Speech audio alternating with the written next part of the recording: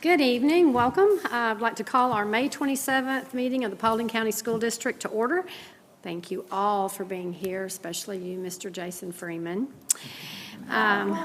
We have, of course, we're joined by our board attorney and Tom Cable and our superintendent, Steve Barnett. The first thing on our agenda would be to need a motion to adopt our proposed agenda for the meeting. Second. So moved by Ms. Lyons, second by everybody, but I am going to say Dan Nolan because I heard it in my right ear. Is there any discussion? Hearing none, all in favor of approving the proposed agenda? It is unanimous with one not in attendance. Two, true. Now we have to adjourn to executive session, where we will discuss personal, land, and legal. No votes will be taken except for to approve our executive session minutes. Do I have a motion to adjourn to executive session? So moved by Mr. Nolan, second by Mr. Fuller. Any discussion? All in favor? We are adjourned to executive session.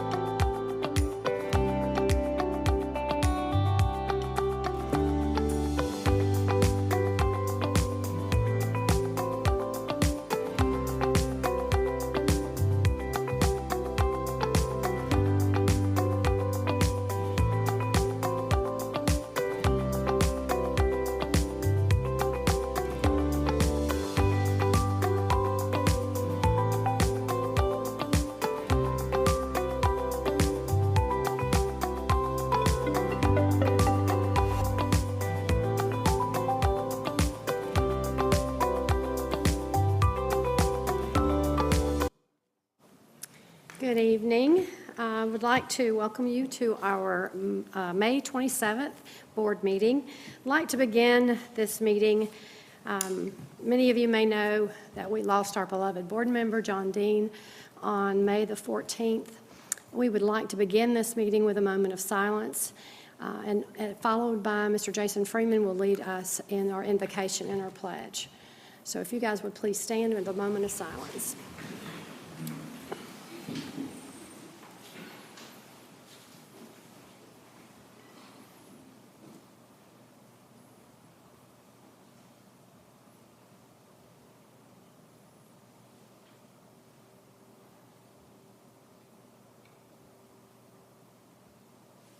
Thank you. You guys will please join me in prayer.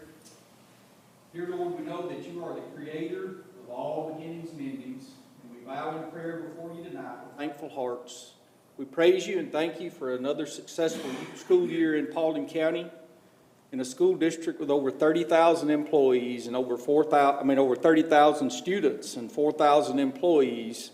The year was certainly filled with your grace and blessings, with challenges and opportunities, and with joys and sorrows, and we thank you for your continued presence during all of those. As we take time to reflect on the many achievements of this school year, we ask for your continued wisdom and guidance as we look towards the future. Help us to find rest and renewal during the summer months, and fill us with joy and gratitude as we already begin preparations for the upcoming school year. We thank you for the opportunity that you give us to serve and make a difference. I ask now, Lord, that you would just protect and keep our students and staff and their families safe over the summer months ahead. We know that many of our students and families will be traveling and involved in tons of summertime activities and vacations, but many of them will also not get too far from their homes due to financial challenges and constraints that face them. We ask that you meet the many needs of those students who may depend on their school to help them meet those needs when we are in session. We pray that their hearts will feel love and that their bodies will receive the nourishment that they need to grow and thrive. We ask that you just watch over them all and put your hedge of protection around them throughout the summer. Lord, tonight I also want to ask for your continued comfort for the family of Mr. John Dean. We certainly thank you for his life and for his dedicated service, and we ask that you comfort his family and help them to feel a peace with his passing that only comes from you. We thank you now, Lord, for your every expression of love and mercy and grace in our lives, and we pray and ask all these things in the mighty name of Jesus. Amen. Amen. If you'd please join me in the Pledge of Allegiance.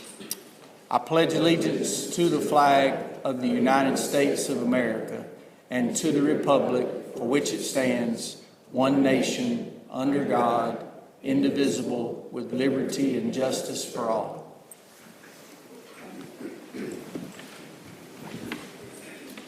And I want to say thank you, Mr. Freeman. We will miss you as well. You're retiring on us, but wish you a fun-filled summer. And next August, I'm sure you're going to have lots of activities and fun things planned. But I just definitely want to say thank you. Thank you. Congratulations on your retirement. Thank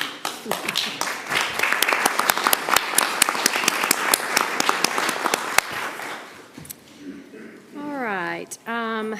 First, I need to get approval of our regular session minutes from our May 13th meeting. Do I have a motion? So moved. Second. So moved by Mr. Nolan, second by Mr. Fuller. Is there any discussion on those minutes? Hearing none, all in favor of approval of those minutes, please say aye. That approves 6 with 1 not here today. At this time, we will turn the meeting over to our superintendent for the superintendent's report. Well, good evening, everyone. Of course, last week we did graduate over 2,500 students across our 5 high school campuses. So I wanted to take a moment to thank our administrators, our school staffs, operations staff, communications, maintenance, transportation, and our safety and security department. They all did an outstanding job. The weather cooperated brilliantly. And so I just want to say thank you for always working hard to provide the best possible experience for our graduates, their families, and our community. I also wanted to take a moment just to thank all our public safety partners for their exceptional professionalism, coordination, and support, including but certainly not limited to Sheriff Ashley Henson in the Paulding County Sheriff's Office, Chief Duval in the Dallas Police Department, and Chief Turner in the Hiram Police Department. Jay Dillon and our communications team posted a lot of pictures to Facebook, but they also sent out a link to those pictures, and there's also a link on our website. It looks just like that there on the screen. So you just go to our homepage, click on that image to see highlights from all 5 graduations. I will just mention how that 2,500 breaks down. Of course, on Wednesday evening, Mr. Clayton, Mr. Chester, and our Associate Superintendent, Dr. Tiffany Frazier, joined Principal Hodge to celebrate approximately 330 graduates at Hiram High School. It was our smallest graduating class, and that same evening, we graduated our largest class. It was 730 diplomas handed out at North Paulding High School. There you see, I believe, Mr. Fuller, Mr. Nolan, Ms. Lyons, our Deputy Superintendent Jason Gregatis was there, also giving out his daughters. So he was especially glad or sad to be there. I'm not sure which one. But so we joined Principal Carmona and enjoyed that evening. Then on Thursday night, Mr. Clayton, Principal Dorsey, and I celebrated 500 graduates at Paulding County High School. And also that evening at East Paulding High School, Ms. Lyons and our Chief School Leadership Officer, Mr. Freeman, there joined Principal Brad Thomason to also award nearly 500 diplomas again at East Paulding High School. And then meanwhile, at South Paulding High School, Ms. Collette and our Chief Talent Officer, Ms. White, joined Principal Thomas to celebrate nearly 475 graduates. You add all that up, and you're right at 2,500 kids who walked across the stage last week to receive their diploma, and we enjoyed celebrating with them.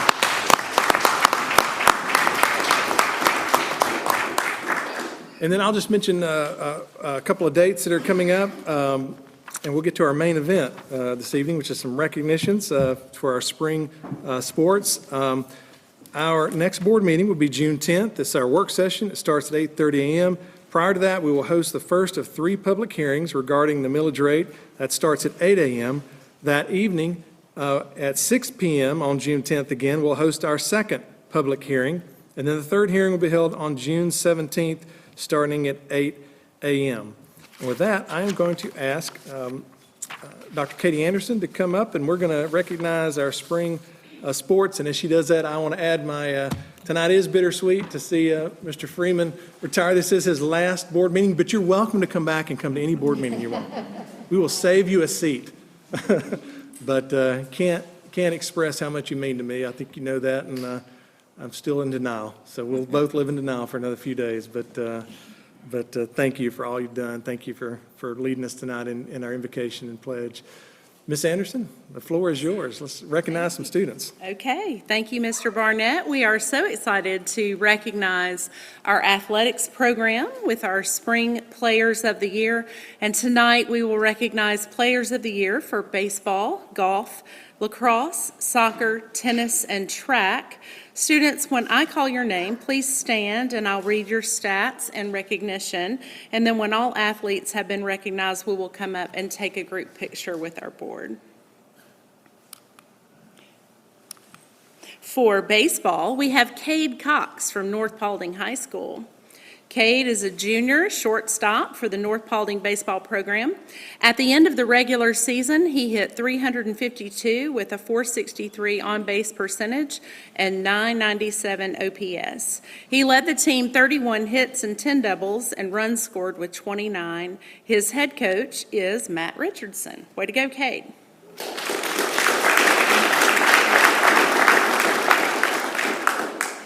For girls golf, we have Carly Christ from East Paulding High School.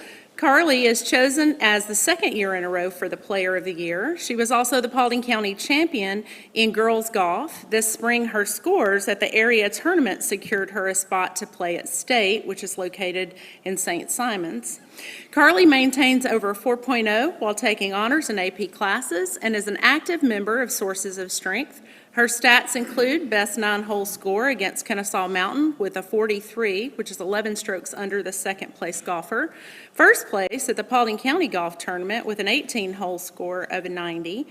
Carly qualified for state at the Girls Area 4-5A tournament with an 18-hole score of 94, and her head coach is Mary Christ.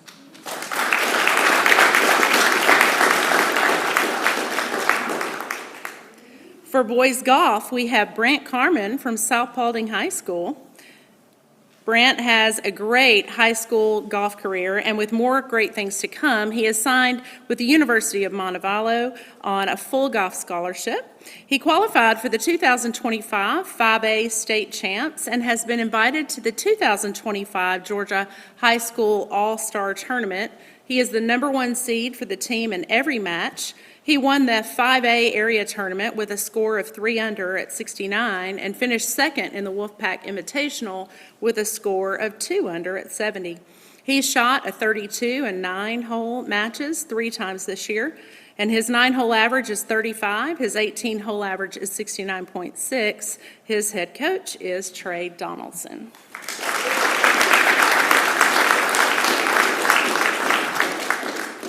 For girls lacrosse, we have Kylie Wilson from North Paulding High School. Kylie played 15 games this year at North and is the team captain. Goals against is 128 and 99 saves with 499 career saves. She has 337 shots against. Kylie is an incredible player and a 2025 Diversity Georgia All-Star team member and an American Select 2025 for Team Georgia. She is talented and a strong leader both on and off the field and a shining example of a great North Paulding athlete. Her head coach is Hannah Conrad.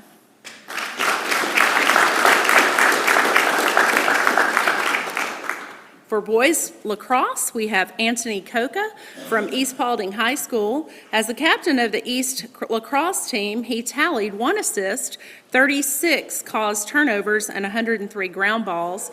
He ranks 12th highest in the state and 258th in the nation, which puts him in the top 1%. Known for his relentless work ethic and clutch performances, Coca's impact extended beyond the stat sheet, elevating teammates as well as excelling in the classroom. In the fall, he will be attending Piedmont University, where he will continue his lacrosse career. His head coach is Robert Dorian.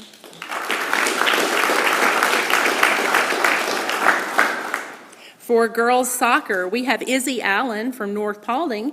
Izzy has been the engine that drives the Lady Wolfpack. She has been an impactful player and starter all 4 years in this program.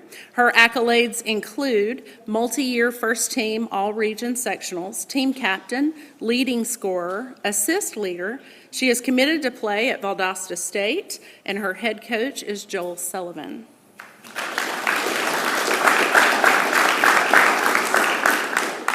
For boys soccer, we have Shane Osborne from North Paulding High School. Shane is signed to play at Middle Georgia State, and his stats include first team all-region, team MVP, county champion, key player in all 4 county wins, best player on the best team in the county, starting center midfielder, 5 goals, 4 assists as a central defensive midfielder, 4 times this season, awarded man of the match, and his head coach is Brian Kane.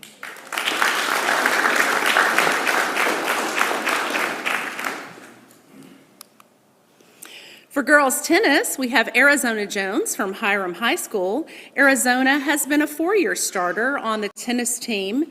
This season, she played singles line 1 and finished with a 13-3 overall record, with a 7-1 record in region play. She is also in the top 10 of her class. Arizona cannot be here tonight, and we want to thank her mom, who actually came earlier and picked up her award. Way to go, Arizona. For boys tennis, we have Carter Contractor from North Paulding High School. Carter is an exceptional tennis player, coach, and a student athlete. Not only is Carter excellent on the court, but he is also excellent in the classroom. He's the best tennis player, and his coach said it has been his privilege to coach him. He's currently ranked number 2 in the junior class academically, and is a fine example of a North Paulding student athlete. Carter's head coach is Matt Harrell.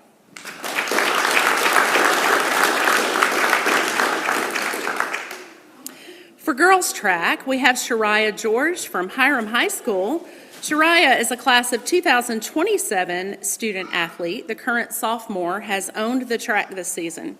She is the Hiram School record holder in the 100 meter at 12.12 and the 200 meter at 24.74, and is a member of the 4x200 meter relay that has broken the school record 3 times this season.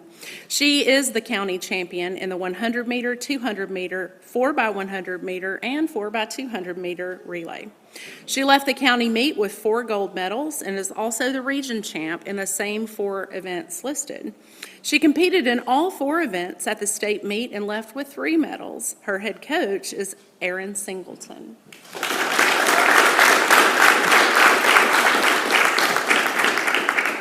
For boys track, we have Jairi Williams from Hiram High School.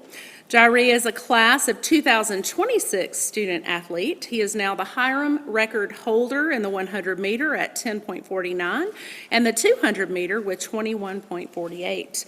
He is a member of the 4x200 meter relay team that has broken the school record 3 times this season.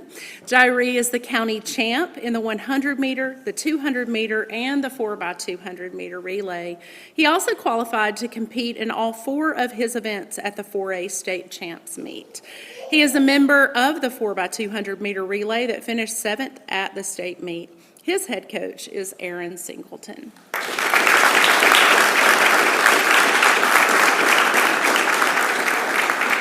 And this concludes, if you guys will all come up and we'll take a picture.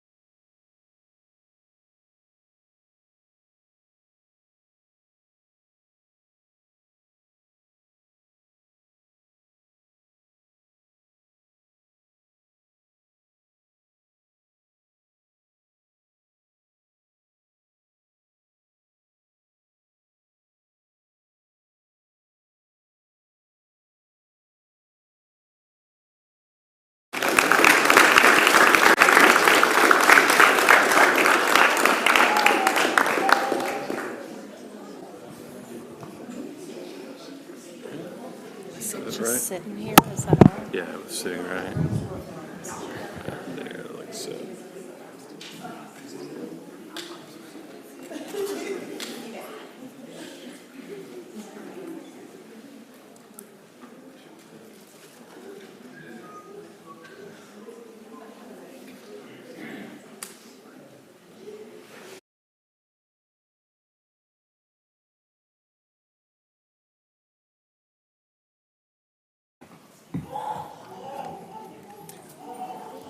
Well, Madam Chair, we are going to move into the business portion of tonight's meeting, so you are welcome to stay.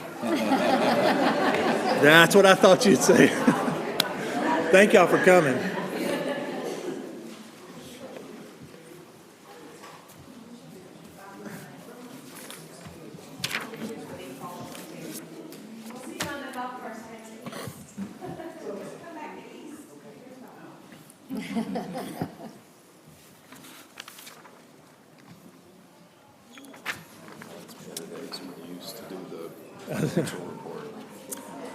Yes, that's exactly what it was. Nothing clears the room out quicker.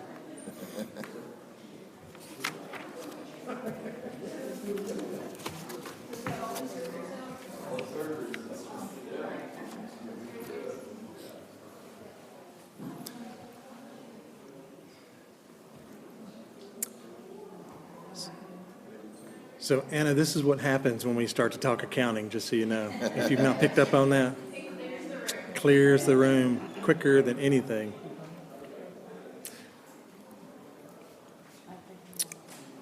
Well, Madam Chair, with your permission, we will move on to the business items. Absolutely. And our first item this evening is the FY 2026 tentative budget presentation. And for that, Ms. Amber Thesma is here, and she's going to kick it off. And I think she's tag teaming with Abby Dye. So we've got double trouble tonight.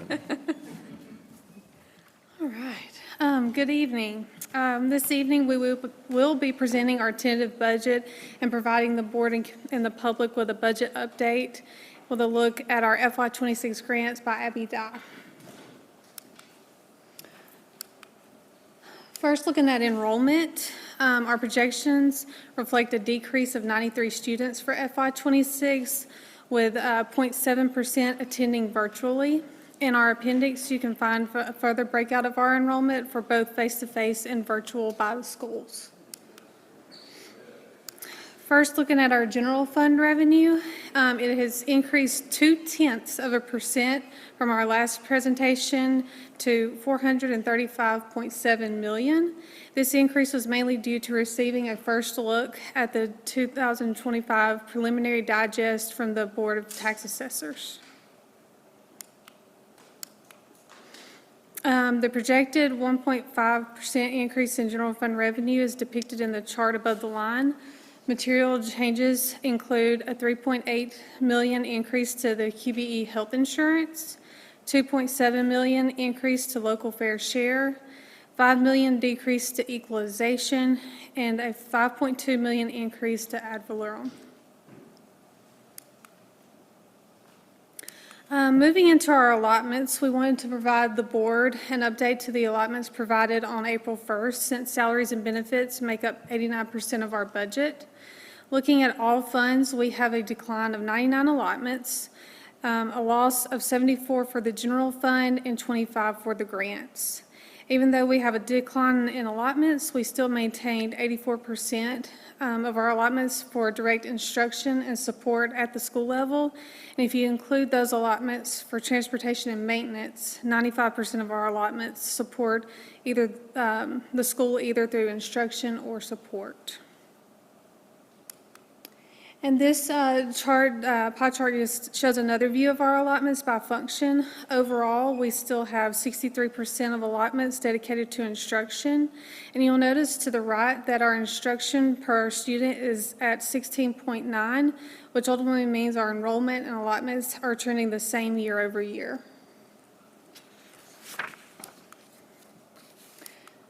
Moving into our general fund expenditures, we have a budget of $435.7 million, and this creates a zero-based budget to our revenue. And as shown in the last two slides, 89% of the budget is payroll-related expenses, and the remaining 11% is related to other operating expenditures, and with technology and utilities being our largest object categories.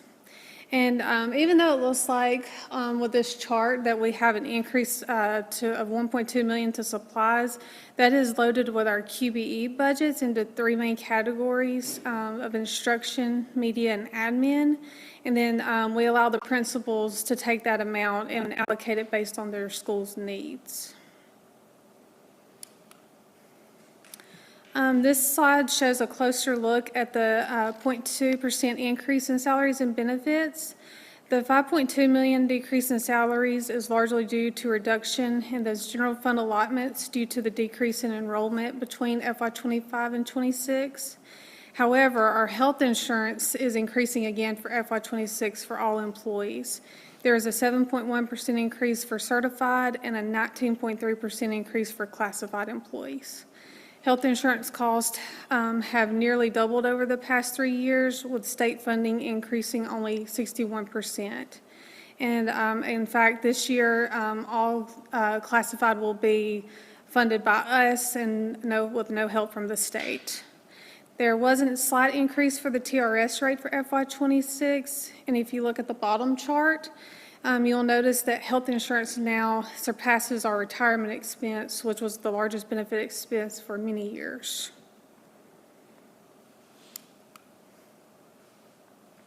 Looking at the last 11% is our departments and divisions, and these are for our operating costs. The largest change is to transportation, where we paid buses out of capital projects fund in FY25 due to a decrease in our QBE midterm. And all other divisions and departments, we try to keep in line with the prior year budgets.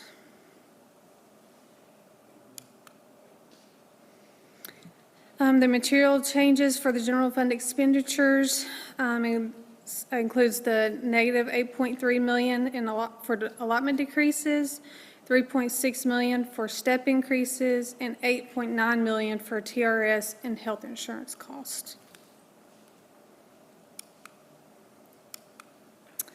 And then on this chart, this is our tentative budget, which is driven by the board policy DB, which sets the legal level of control for the board at fund type. And for us, the fund type is what you see at the top that includes the general fund, special revenue, capital projects, debt service, and school nutrition. On the far left, you will see a total general fund budget of $438.5 million, which includes the $435.7 million we discussed in the previous slides, and $2.8 million in grants that come through the general fund. We are ending the year with 1.5 months of unassigned fund balance. And then our second category is the special revenue fund, which also includes school nutrition, but we do break that out because it is a different type of fund for us. Excluding school nutrition, we have $14.2 million budgeted for grants, and those will be discussed more in the next few slides. It also includes $7.9 million for local school activity. And the capital projects is projected to be $65.8 million, with our major projects listed to the right. We will also pay $15.9 million in bond debt in FY26, which includes our refunded 2025 bonds and 2020 SPLOST bonds. The school nutrition budget is $29.2 million, and again, this is the tentative budget, which is a final working draft that can, but hopefully will not materially change between now and the final budget presentation. This allows the board and the public a month to ask questions. There's no questions for me. I'll give it to Abby Dye for our FY26 grants.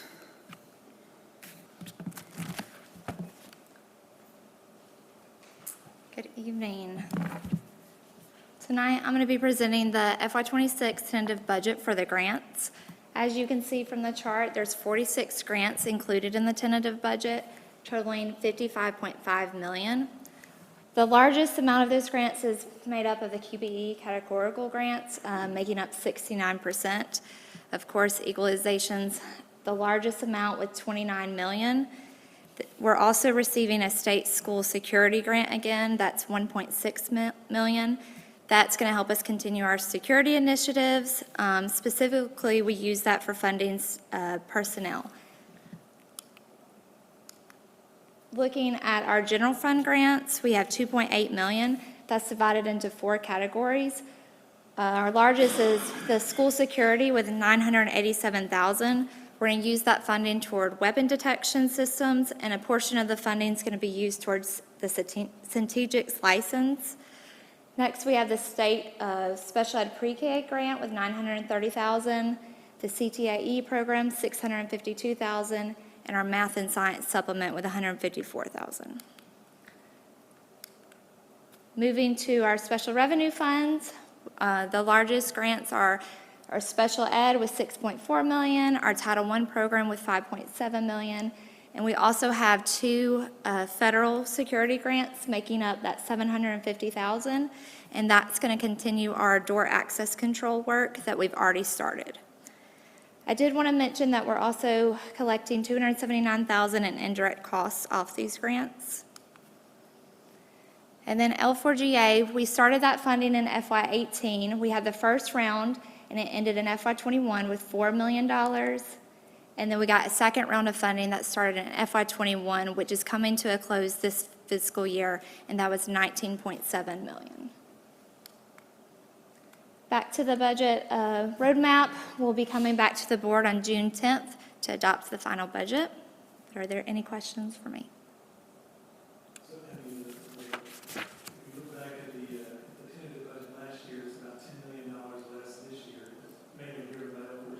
L4GA and then equalization, the decrease in that of $5 million.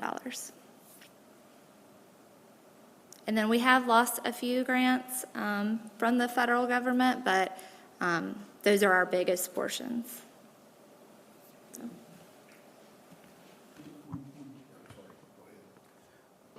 The grants that we lost, I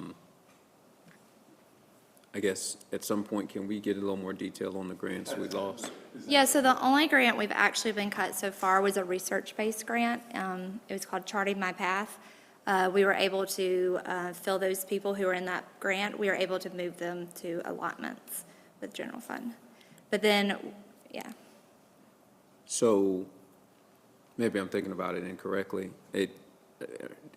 The grants that are no longer funded, or those portions of grants that we lose,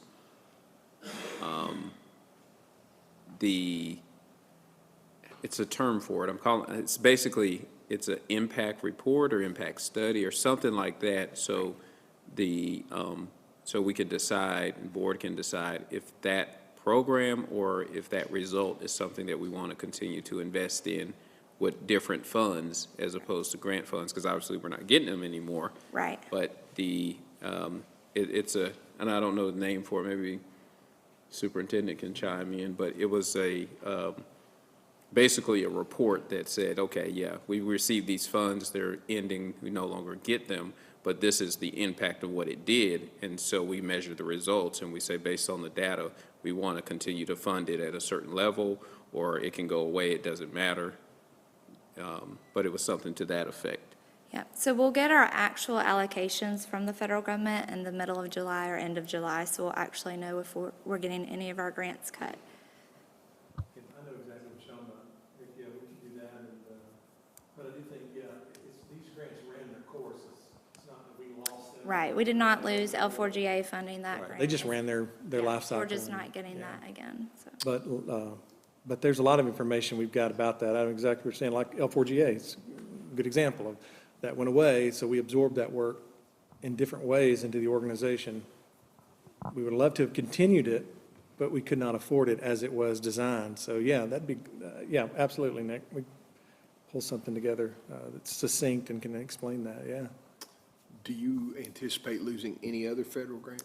So the ones that we have heard of so far is Title III, which serves our ESOL students, and then we've heard that there might be a cut to Title II. And do we have any idea what that might be in terms of dollars yet? Not until we get that allocation in July. Okay. Will you keep us posted about that? absolutely. I'd love to get an email when we Yeah, get an idea of how much just the federal funds are being cut. Absolutely. So I'd like to reach out to our Congresswoman and see if she might be able to help us in Yes. another way. Yep, we definitely can do that. Thank you.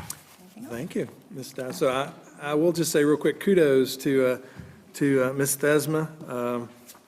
0.2% difference is pretty extraordinary. When you were dealing with a lot of unknowns and you had to make a lot of projections, that's pretty impressive. So, of course, she's our Director of Financial Planning and Analysis. She does a great job, and Ms. Dye, of course, is our Director of Accounting.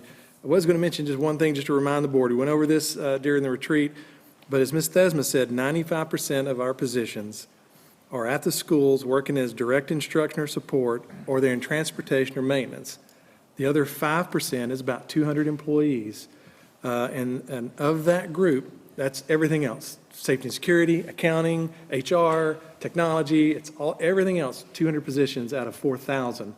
And that group we reduced by over 7% this year. So a lot of the reductions we talk about came disproportionately from that group, which was kind of our strategy there. But I believe everything above the line I just mentioned, I might have gone down by 2.3, 2.4%, something like that. So it was like 3 times the reduction as a percentage in that last little small group, which often is considered, whether it is or isn't, central office type expenses. So good job to everyone for absorbing that and making it work for next year's budget. But we will be back, on the 10th with our final presentation. Oh, there was one other thing I was going to mention.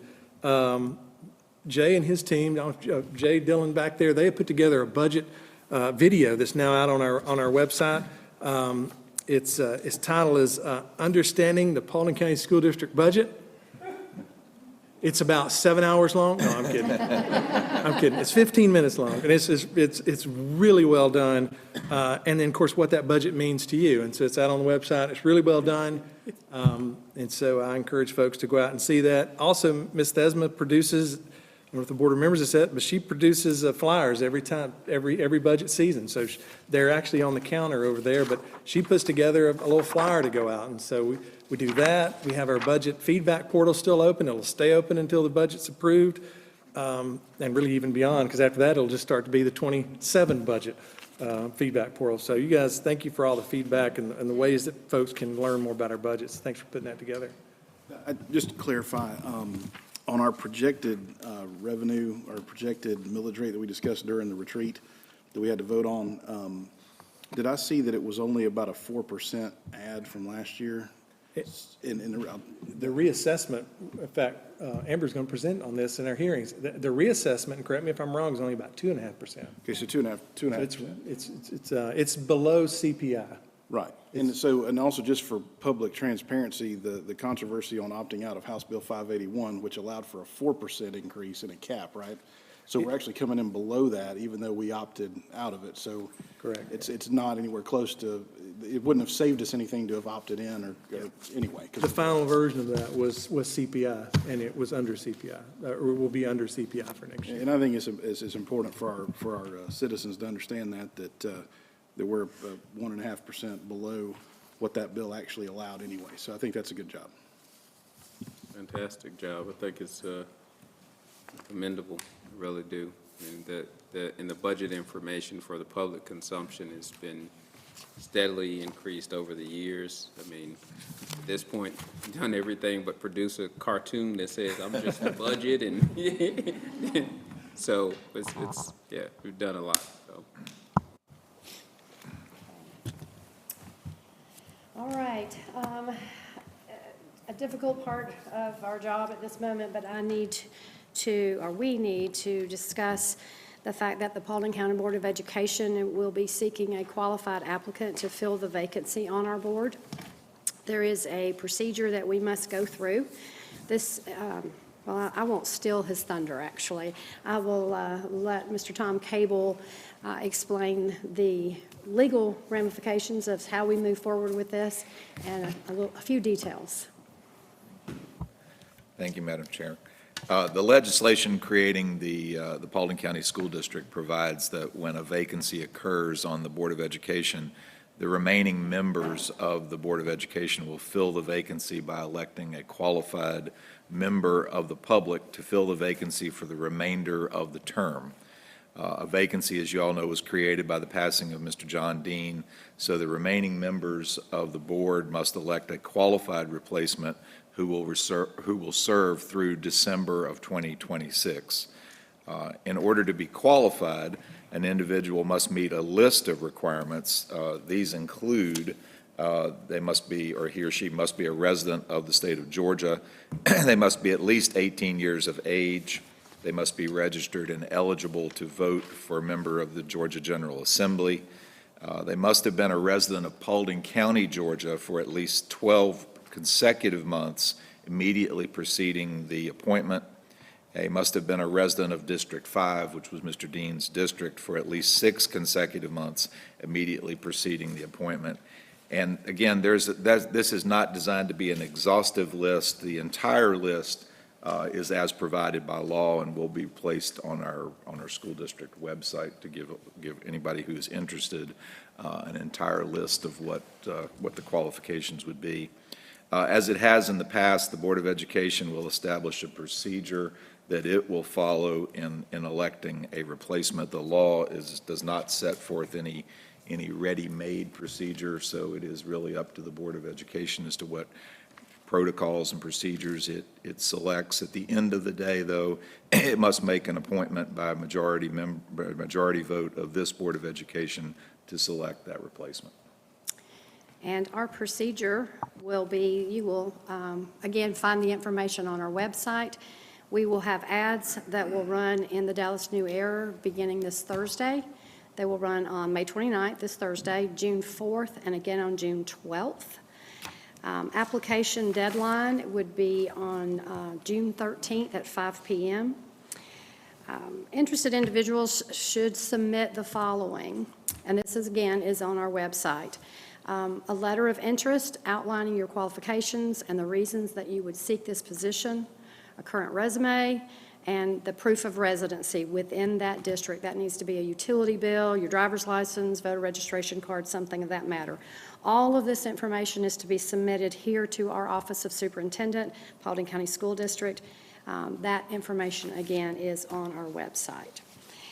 And after that, June 13th deadline at 5 p.m. for receiving applications, we will have a called meeting on June 17th at 8:30 a.m.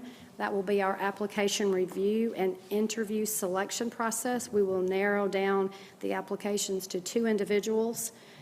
On June 19th, we will have another called meeting at 8 a.m. to interview those 2 applicants.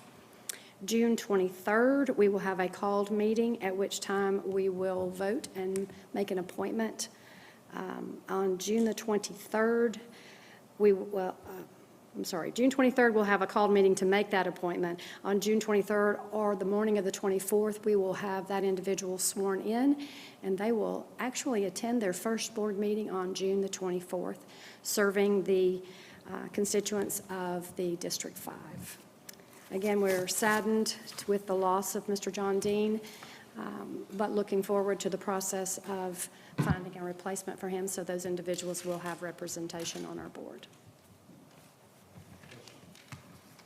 Any questions? Yes, sir. Just for public consumption, none of this alters the regular election cycle, correct? Correct. This individual will serve until the end of this term that he was serving, which is December 31st, 2026. Anything else? All right. We will move into our action items, Mr. Superintendent. Yep. Madam Chair, we have our consent agenda this evening. It was presented on May 13th. There are 5 items on the agenda, including an IFB 25-250327, flooring removal and installation to S&S Flooring Company.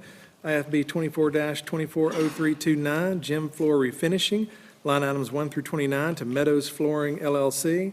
RFP 24-230731, door access controls to Cooperative Choice LLC, doing business as EMC Security. And then 2024-2025 school nutrition programs RFQs for serving lines at Moses Middle School and for paper products to Tanner Grocery Company. Hearing the superintendent's recommendation to approve consent agenda items A through E, do I have a motion? So moved. Second. So moved by Mr. Nolan, second by Mr. Clayton. Is there any discussion on the consent agenda items? Hearing none, all in favor of approval of them? And it is 6-1. And moving into the action agenda this evening, I do request approval by the board for the Cobb EMC easement on Timberwolf Drive, which was presented this evening. Hearing the superintendent's recommendation of the approval of the Cobb EMC easement, do I have a motion? So moved. So moved by Mr. Clayton. Second. Second by Mr. Nolan. Any discussion? Hearing none, all in favor of approving the Cobb EMC easement? 6-1 in favor. The next item is, again, was presented on May 13th, but we wanted to have a separate vote on it this evening outside of the consent agenda, and that is the request to approve the guaranteed maximum price GMP amendment with RK Reading Construction, Inc. to complete both phases of construction of elementary school number 20, pending final legal review. Hearing the superintendent's recommendation for the approval of elementary school number 20 GMP amendment, do I have a motion? So moved. So moved by Mr. Nolan. Do I have a second? Second by Mr. Fuller. Any discussion? Hearing none, all in favor of the approval of elementary school number 20 GMP amendment, and it is approved with 6-1 vote. And Madam Chair, the last item is a request to approve the personnel report as presented this evening. 6-1? One absent. One not here. Good. We have one not in attendance. Right. Yeah, but I don't think It's vacant, yeah, but, Vacancy. it's a 6-0 vote. yep. He didn't. Okay, 6-0, you're right.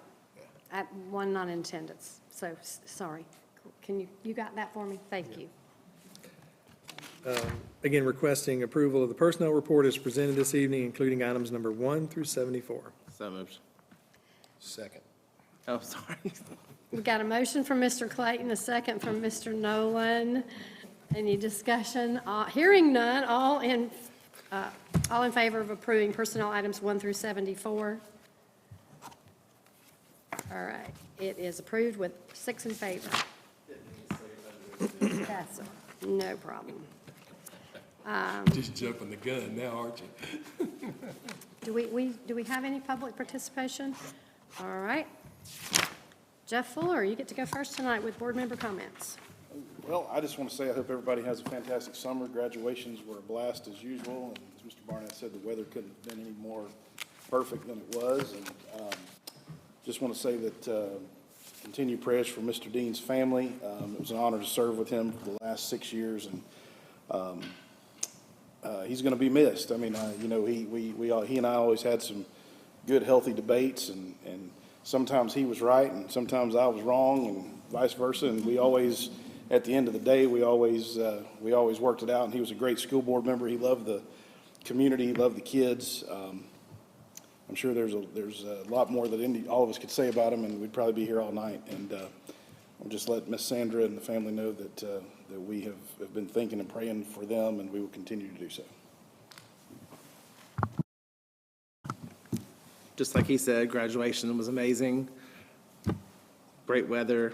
So much fun to see the kids and their excitement and their smiles, and just to echo, you know, what Mr. Fuller said here. Whoever does apply and fill Mr. Dean's seat is going to have some big shoes to fill, because he was a force to be reckoned with. When he got his mind set on something, he went after it. And I know the teachers down there in the schools that he baked the banana bread for and stuff are going to be, you know, deeply missing that as well. So just keep the Dean family in your prayers. Hope everyone has a great and safe summer, and look forward to starting the next year off.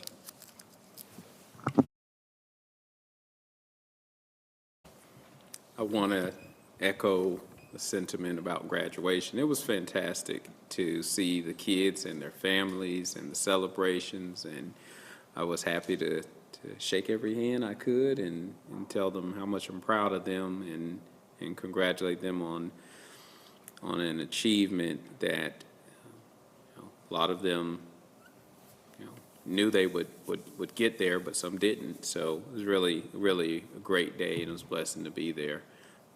Happy to make it to the end of the year. Thankful to my colleagues and everyone involved in the process and the plan and the execution. So it's a big deal to celebrate. As I was telling one of my colleagues, I said, sometimes it's disproportionate.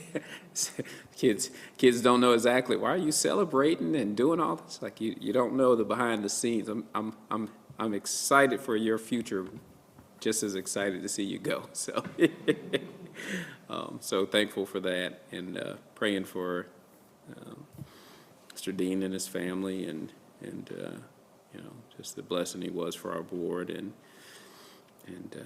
thankful the summertime is here. I want everyone to be safe and to enjoy the time. I'm not going to say downtime, but enjoy the time with the family, and just thank you. So. I'm going to steal Miss Debbie's phrase, ditto, ditto, ditto. They were all wonderful things to say, and I agree with all of them. I am happy for you, Mr. Freeman. Jason Freeman has been with the school district how many years? 30 years. So he has served this county with all of his heart. Plus 12, right? 13 county kindergarten. Oh, yeah. Yes, and he served with the deepest part of his heart and prayerfully with all of the decisions that he's made. And we are really going to miss you, really, seriously. Every one of us are going to miss you. And I hope you enjoy your retirement and wear that hat. He has a collection of hats, which I didn't know about. His wife made him build a room in the basement just for his hats, which is a pretty cool thing. But anyway, I hope everybody has a good summer. Hope the kids stay safe and God protects them till we see them again in the fall. And I know y'all have a lot of work to do to get ready for the 2026 school year. And y'all have a good summer. That's all I have. Glad the school year's over. Glad we got 2,500 kids graduating. I think I shook a third of their hands at one high school. It was a great night, and the weather was fantastic. So that was a bonus. We did not sit there and sweat to death. I'm going to miss my friend John Dean. He was the only Alabama fan I really liked, and most people don't know this, but he and I had a bet every year on the Tennessee-Alabama game. It was $1. We've traded that dollar a few times in the last couple of years, thank goodness, because, man, he was wearing me out there for a long time. But I got to say that John understood community. He understood getting to know people and building relationships with them.